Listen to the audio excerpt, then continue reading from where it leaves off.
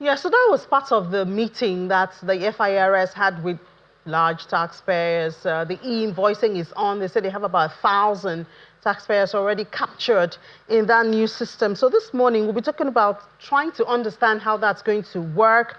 I have right here in the studio one of those who will make it work in the system, in the value chain, a service provider, in the Chief Executive Officer of Ace of Spades. Mrs. Ariola Giwa Amu, right here in the studio. Good morning, you're welcome. Good morning, thanks for having me. And she came with Deputy Managing Director of Courtvale Business Solutions PLC. We know them Business Solutions. Mr. Wale Shonaike. Mr. Shonaike, welcome and good morning. Good morning, thank you for having me. Yeah, so last week was a busy one. FIRS was in Lagos. That's part of it that we showed there. Talking about the e-invoicing and all of that. So let me start with you. Help us to understand your role. Let's start from there in this value chain of e-invoicing and what e-invoicing is supposed to do. I know they're starting with the large taxpayers, but they say later on they'll go to the smaller businesses. What's it supposed to do and what's your role there? Thank you for having me once again. We serve as service providers for the whole process. We are actually the architectural structure backbone of the e-invoicing ecosystem. We are the bridge between the FIRS merchant buyer solution and the businesses. So through us, we provide a digitalized, secure platform to transmit invoices from businesses to the merchant buyer solution of the e-invoicing platform. So how does this work? It's supposed to be a live invoice. Help us to understand that aspect. Yes, the invoices are transmitted online real time. So if you're sending an invoice through our application system, because we can act as tools, we act as two major processes for you. We can be your access point provider, or we can be your systems integrator. So if we are your systems integrator, we build a middleware to connect your system to the merchant buyer solution of the invoicing platform. And through our access point, your invoices go through the online real time to get validated by the invoicing platform, get paid, and it comes back to you to know that that process has been fulfilled. Okay, let me go to Mr. Shonaike now. All of this is to build trust in the tax system, put integrity there, so that we can win more people into the tax net. How does this translate to integrity of the tax system in Nigeria? Okay, this system coming on board is expected to improve revenue to government. That's number one. Number two, of course, it's going to make transparency to be the order of the day. And either two, you will agree with me that anything that is done manually provide rooms for manipulation, provide room for inefficiencies. But with e-invoicing and a digitalized platform, it brings in efficiency, it brings in transparency, it brings in openness. And once openness, transparency is there, then more revenue comes to government. Even businesses are done in a way that everyone is sure of what has been done, government is sure of what has been transmitted, and you can predict, you can plan, you can execute with ease all that needed to be done. So this is expected to bring efficiency, bring effectiveness, and of course improve revenue to government.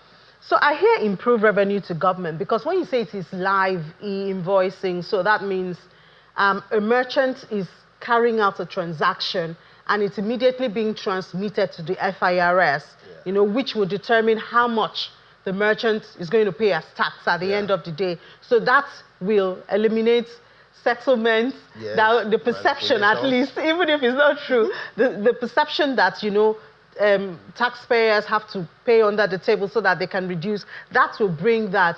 But does that really win the confidence of more people to the tax net? Okay, yeah, it will. Why? Because prior to now, things are done at whims and caprices of people. Then when you have a system that is digitalized, a system that is efficient, even people that are not willing to pay, they know there is no hiding place. So they just must come to the table. Because if you don't come, there's a penalty. If you come, you get incentive. If you come, you are even confident of the system you are doing.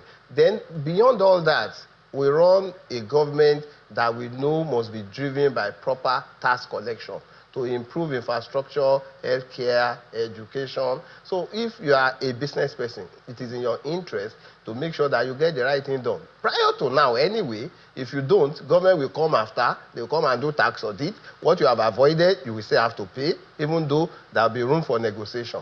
But in this one, yes, everybody is satisfied. You are okay. You are doing the right thing, and you are comfortable. Okay.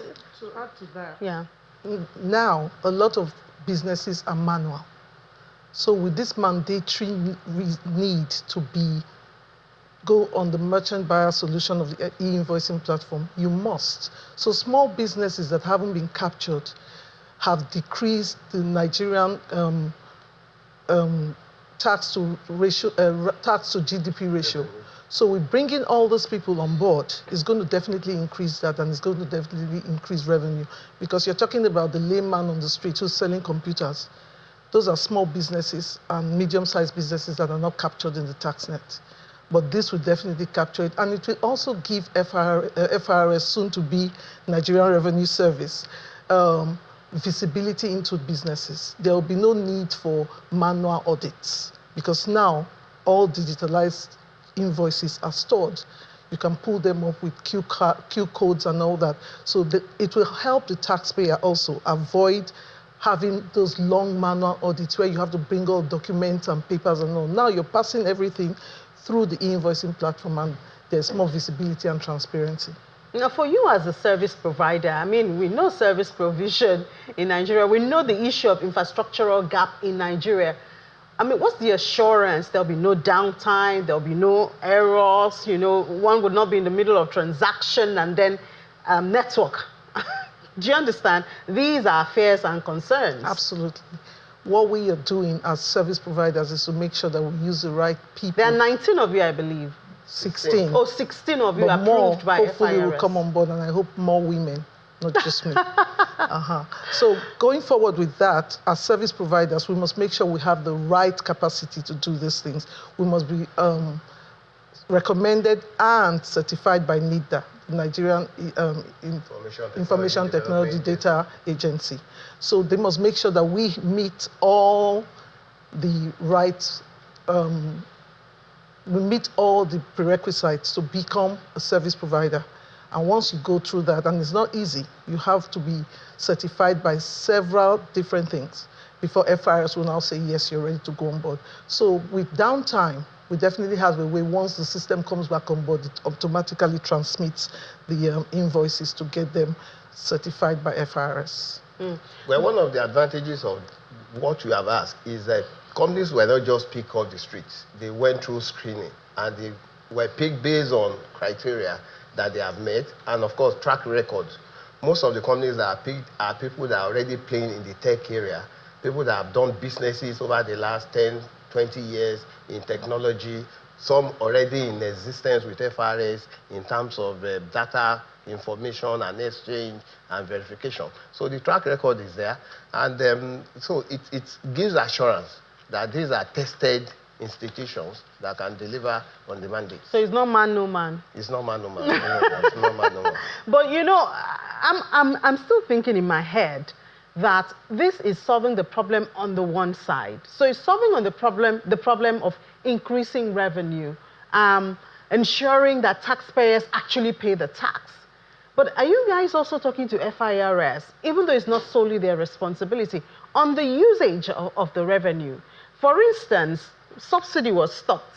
We see states getting more allocation. And people are asking, so subsidy was stopped, people are paying more for petrol, then where is the buffer? Where is the, you know, the consequence or the positive gains we're supposed to get? So the same thing here. While we are struggling to get more revenue for the government, do you have conversations with them? Since you companies are the ones that okay. You have conversations with them it's okay. about, you know, how to also ensure that these funds are being used judiciously so that I'll be happy to pay tax next year. Okay, the question is, okay, it's good. It's the right of every Nigerian to ask government, how are you using the resources that you have collected on behalf of the Nigerian people?